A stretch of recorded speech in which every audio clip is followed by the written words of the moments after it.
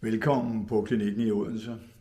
I dag der vil jeg gerne tale om RBD, en invaliderende søvnforstyrrelse, som rammer helt op mod 50% af alle med Parkinsons sygdom.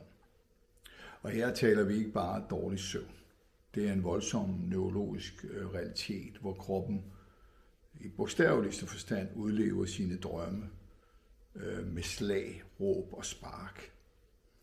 Natten bliver en udmattende kamp, fordi centralnervesystemet simpelthen har mistet evnen til at slukke for motorikken. Og det siger sig selv, at det er en hård kamp, både for patient og partner. Hvorfor sker det her? Jamen, det sker, fordi den neurologiske bremse i hjernestammen, den svigter. Under normal drømmesøvn, så skal den her bremse frigive signalstoffer, der blokerer for alle fysiske bevægelser, så kroppen kan ligge i absolut ro. Men der sker det ved Parkinson, at der er hjernestammen overbelastet af biologisk støj.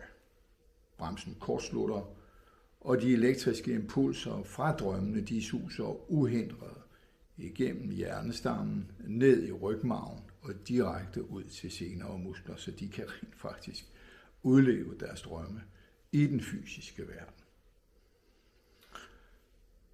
Medicinsk behandling forsøger oftest at dæmpe det her symptombillede med sløvende præparater.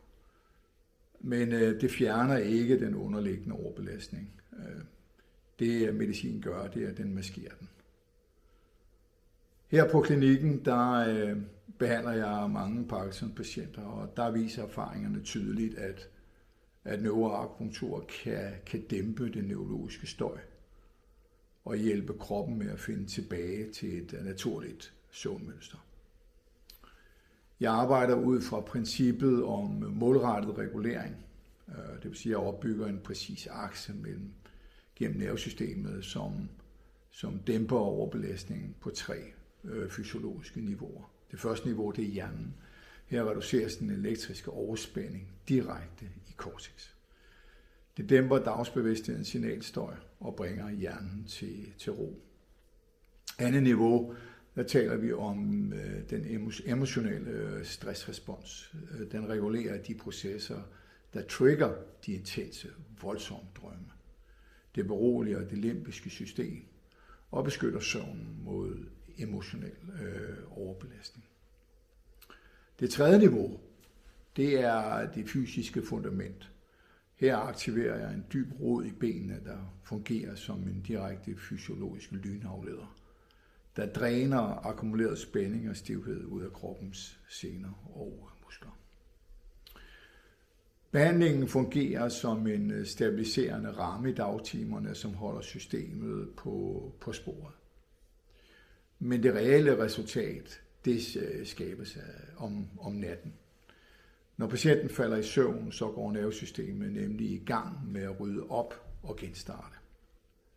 Fordi den akutte støj er blevet nulstillet om dagen via behandlingen, så får hjernen endelig den nødvendige arbejdsro. Og nat efter nat, så aftager den motoriske uro, og nervesystemet genfinder langsomt, men sikkert sin naturlige balance. Og det er netop målet med denne målrettede regulering, det er at dæmpe den neurologiske overbelastning, så kroppen kan finde ro i søvnen, og patienten kan vinde energien tilbage. Tak fordi du lyttede med.